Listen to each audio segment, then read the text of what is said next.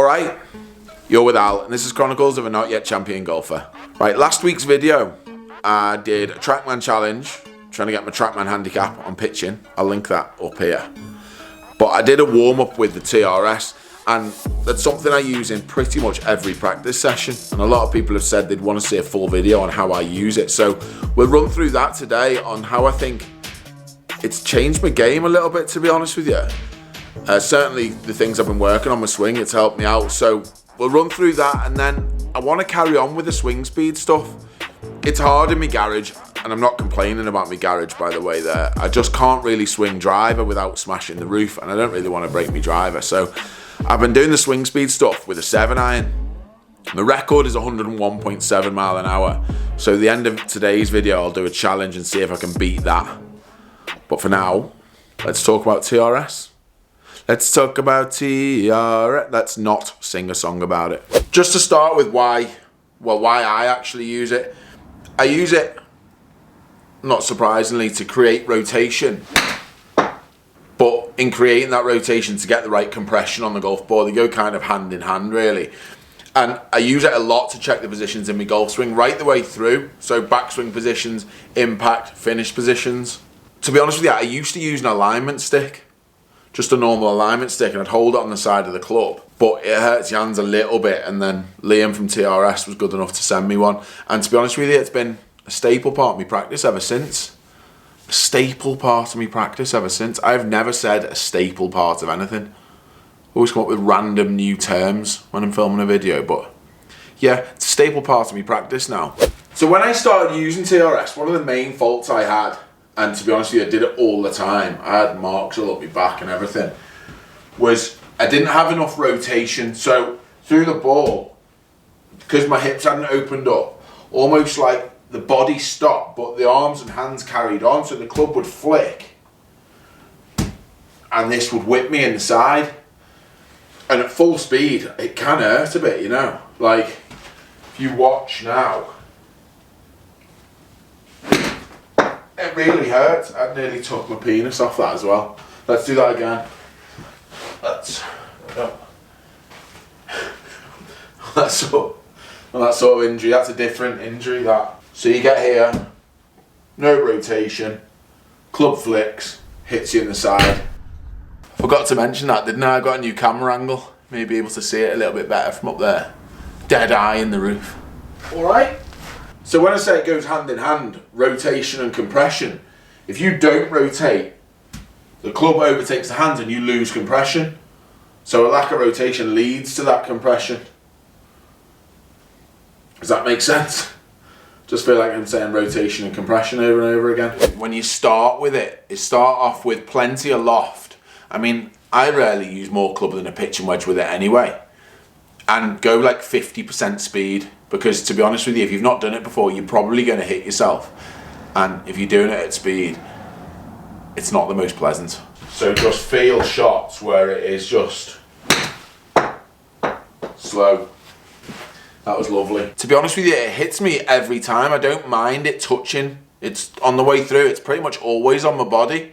It's just you don't want it whipping you and bending when you're doing it.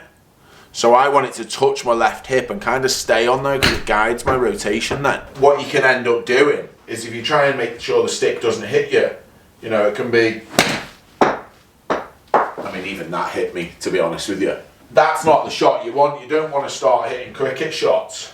You'll be like, oh yeah, the stick didn't hit me, that's what it's about. It's about creating that rotation, which is probably why it's called Tour Rotation Stick, to be fair, rather than Tour Cricket Stick. So what I'm actually looking for in rotation through the ball, to create that, you know, that sort of compression, hands forward, keeping the club face stable, creating consistent trajectory, is what I'm after, really, because you can't really control it when the club's adding loft all the time. It's just inconsistent. I really want to get to impact and my hips to be as open as they can. So from the top of the backswing, they start opening straight away, so that they are really rotated, so that down the line you can see, I'm trying to think of a polite way to say it, but you can see my whole arse I haven't got a polite way to say it. You can see the whole of the moon. That's it. You saw the whole of the moon at impact.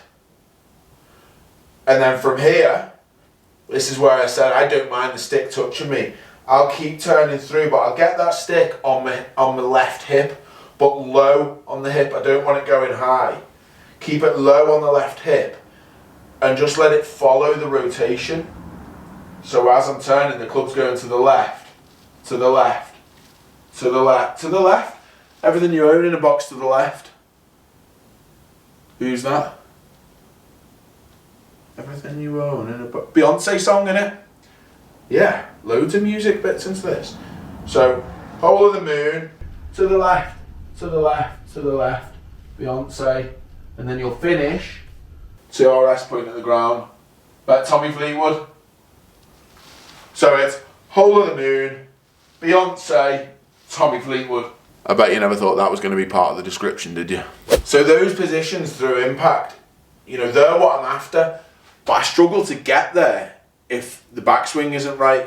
You know, if I'm kind of like high and steep here, I struggle to get the club on plane. It always goes above plane, and then it's always going to hit me on the way through. I'm going to struggle to really get that rotation because I've got to back up to get the club back online, and it flips and I'm going to whip again.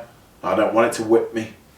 So the backswing checkpoints I have, halfway back, I make sure TRS is down the line of my feet, and I take it hands to shoulder level. I've got a mirror behind the camera there, and at that point I want to see TRS through that left arm. And for me, I know that club can just work around with rotation back down on the same line. Hips start to open. Whole of the moon. You know the drill. Beyonce. Tommy Fleetwood.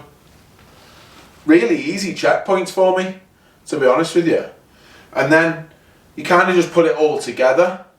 So I get the feeling halfway back, turn it through, hands at shoulder level, turn it through. Then I'll put that into a warm-up and just kind of put it all together and build it up gradually. So I'll make some half swings, feeling like that club goes halfway back, turn it through so that TRS is going to stay low and close to that left hip.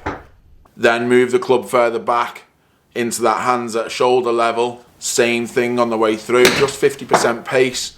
Feel that TRS on the left hip, keep turning through into that Tommy Fleetwood finish position. Bosh! And then after you've volleyed one, you're ready to smash it, really. I don't know if you can see from that view or that view even, but when the club gets here, just look at how stable the club face is there. TRS on that left hip. Angle of that leading edge is bang with my sternum. Club face is just so square. That just continues with rotation. And once you've done a few, I'll always just go to 9-iron. Just make a few swings without it, but just sort of feel like it's on there. You know, keep checking the same positions. Feeling the same move. Just integrate it into a more free swing. I love that when the ball comes back. You know, it's taken me ages to get, you know, it's taken me a couple of years really working on this to try and get more comfortable with it. So it's about using it consistently, and I use it, like I said, every single practice session really. It's always my warm-up tool. Yes! Perfect volley. And then I'll go in, hit some full shots and get into the absolute smash it jobby. Yes, that's better rotation. Can really feel now the hips opening. Love all that. Right, so warm-up's done. We're getting to obviously smashing a few. Got me 7-iron. Make a few swings where I can feel like I'm hitting it hard, but with that TRS feeling. And then we'll see if we can beat the 102 mile an hour. Building it up.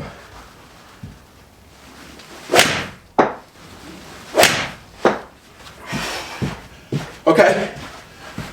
3 shots, 3 chances. Get it over 102. I'm very excited. Let's have it. big turn I've added. I feel like I have gained a bit of speed, we'll see, but big turn with the hips.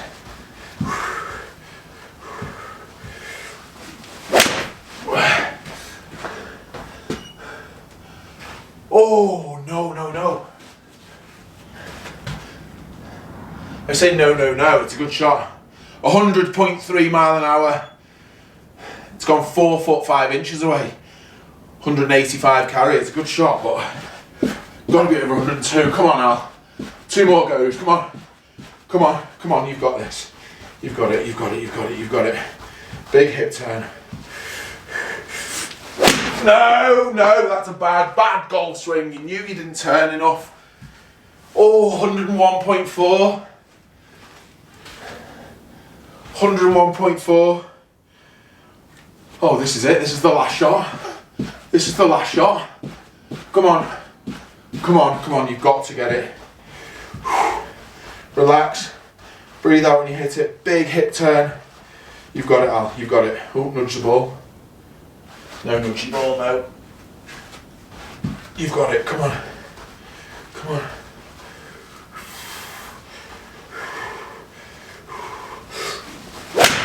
Oh, come on.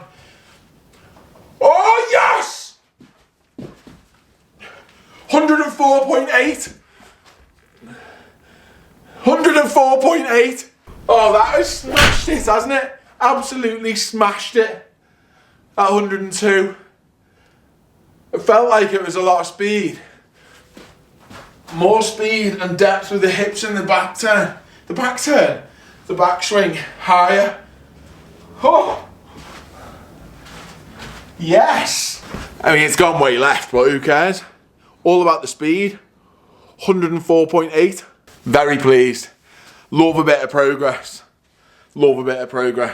Obviously, it's important for me to keep on with the swing moves, TRS stuff, but love a bit of swing speed progress. Oh, yes. Bosh! Anyway, if you could like the video and subscribe if you want to, that would be really good. Thanks for watching. See you next Tuesday.